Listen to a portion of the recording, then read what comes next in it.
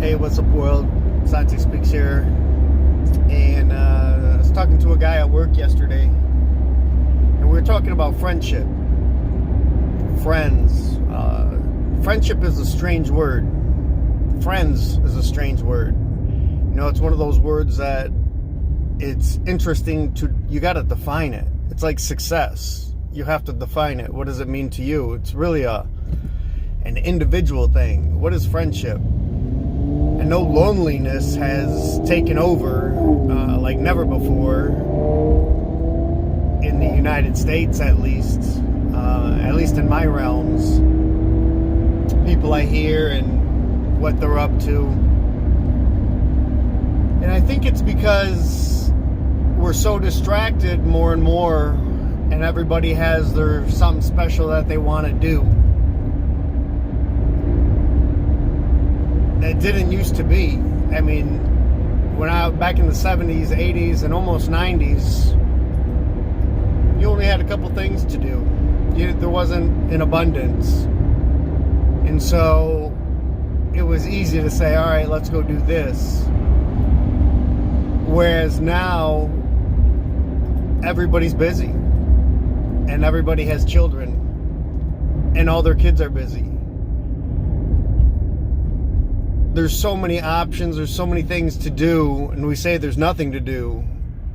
Man, back in my young days, there was nothing to do. So you went out and explored. You hung around tables, you drank beverages, coffee, tea, maybe a beer, ice water, and you chatted. You talked about life, you talked about family, and you talked about ideas.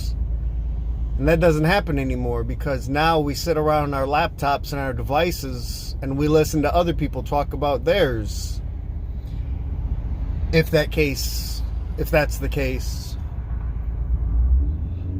And then when it comes down to friends, you know, what does friendship mean? What is it? Like, I would say I have 2 friends, maybe 3, but even that's pushing it.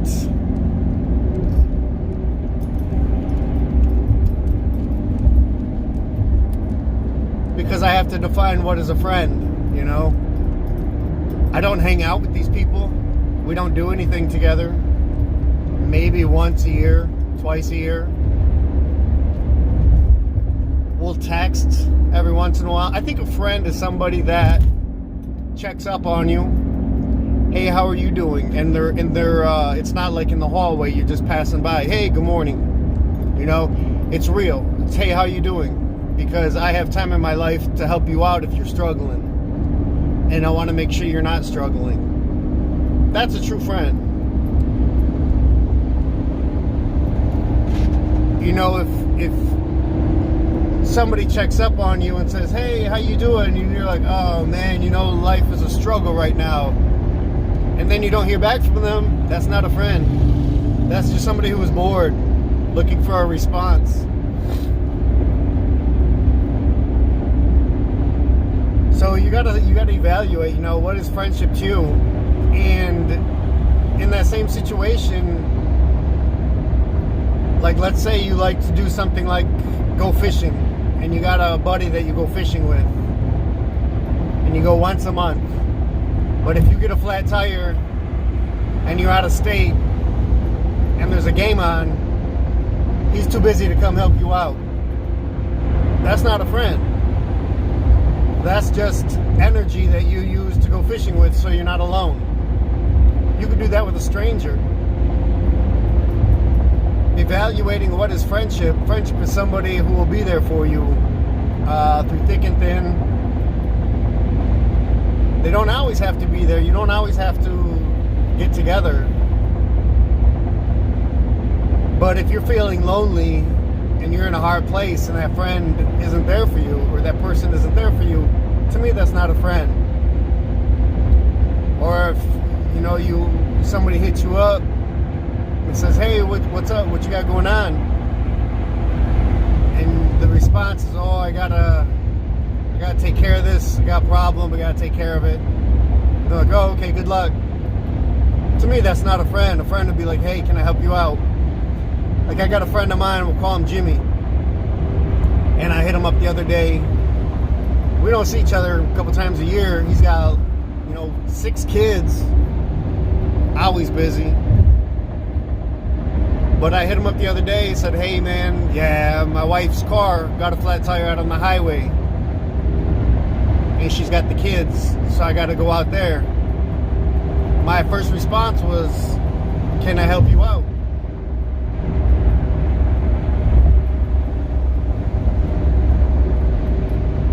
Can I meet you out there? Do you need any help? He said, no, I think I got it because of the kids, the boys. I said, no worries. I said, but if you get out there, you need an extra hand, let me know. And then I intentionally held like 3 hours of my time to do nothing in case he needed me. That's friendship. And he would do the same for me.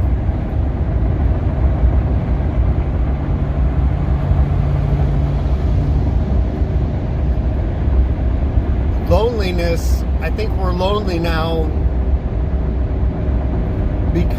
or there's this loneliness mentality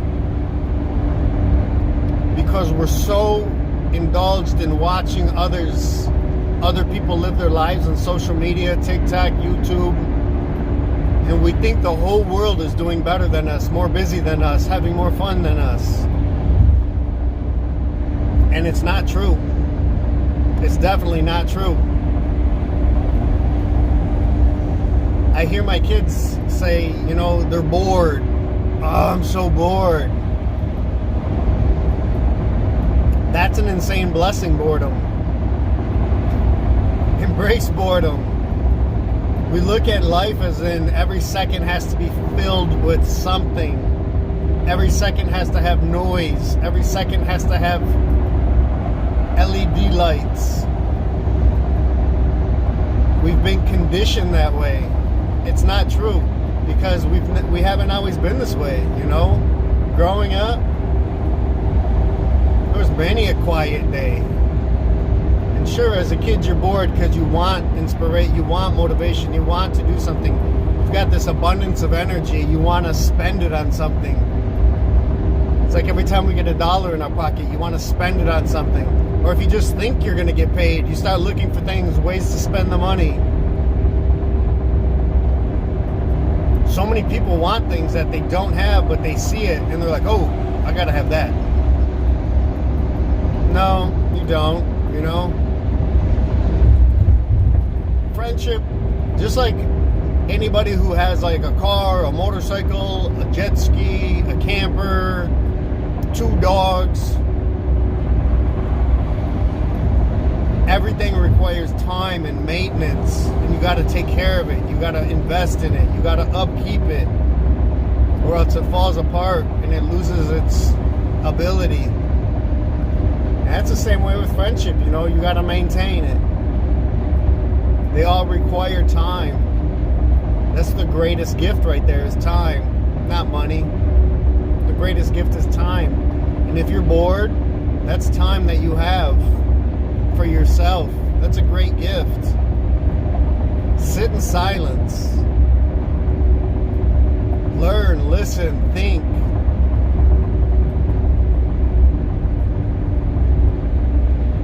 Remember the past. Remember happy times.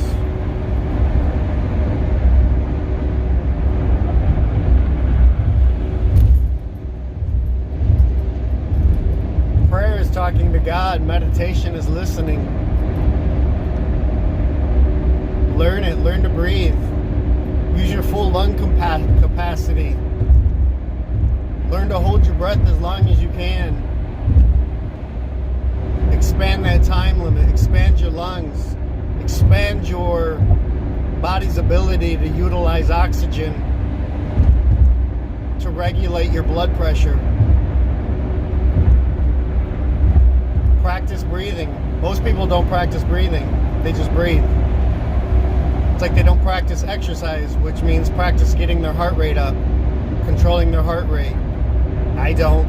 I practice breathing, but I don't exercise like I should. The older you get, your body hurts. It becomes more painful than... It's not really even painful. It's just misery. You know, it doesn't hurt. It's just like uncomfortable and inconvenient.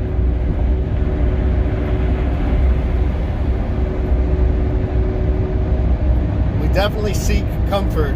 We're comfort creatures. We're creatures of comfort. We only want to be happy, and then when we're sad, life comes crashing down. But if you practice preparing for sadness, then it's not really sadness. It just becomes, you're familiar with it. You're like, okay, this is part of life, you know? I'll get through this. After the rain is the sunshine. But loneliness is something that we're taught from TV because everybody is acting. On TV, they're not happy people. Most actors, you find out about their lives years later and they're completely miserable. They're looking into taking themselves out of this world all the time. They're exhausted. They're beat up. The industry destroyed them. The industry robs from them. Everybody you see on TV, it's all fake, 100%. That's why they're called actors. They're acting. You know, some people watch certain shows over and over and over and over again. Oh, I want to be, oh, I like it. What do you like about it? It's not real. It's like staring at a Matchbox car and saying, I gotta have this car in real life. I've gotta have it. I just love it. I love it. What? It's not real. It's a toy. There's nothing real about it. It's for children.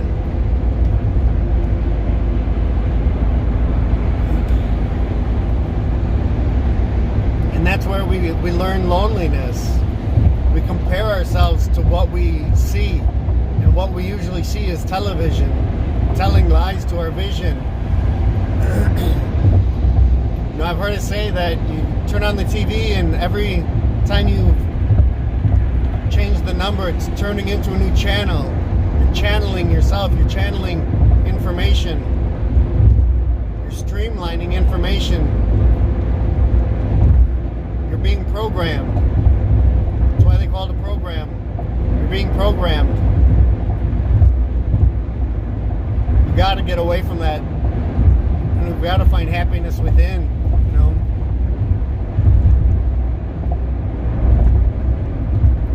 It's definitely not easy, but it's better than thinking that you're lonely and that you're all alone and you don't have enough friends. Nobody has enough friends because all of our friends, all of us are too distracted by the things of this world. My biggest distraction is art. You know, I love to do artwork. And if a friend of mine wants to go do something, like, man, I'm right in the middle of, you know, a piece. You know, sometimes you got to drop the piece though, and you got to pick up the friendship. It costs time, it costs energy. Friendship does. How much of it do you want to spend? Where do you spend your time and your energy? Something to think about, you know. Because when we, as adults, get bored, we get in our minds and we talk bad to ourselves. When we do this, a lot of us tend to look for something to consume. Sugar, alcohol, smoking, drugs. It's because of the negative narration that we're telling ourselves in our minds. And it's not true. Most of it. And that's why Jesus says you got to learn to forgive yourself, forgive others, and know that God's forgiving you. Move on with your life. Get over it. Get over it. Anyway, that was a lot. Peace.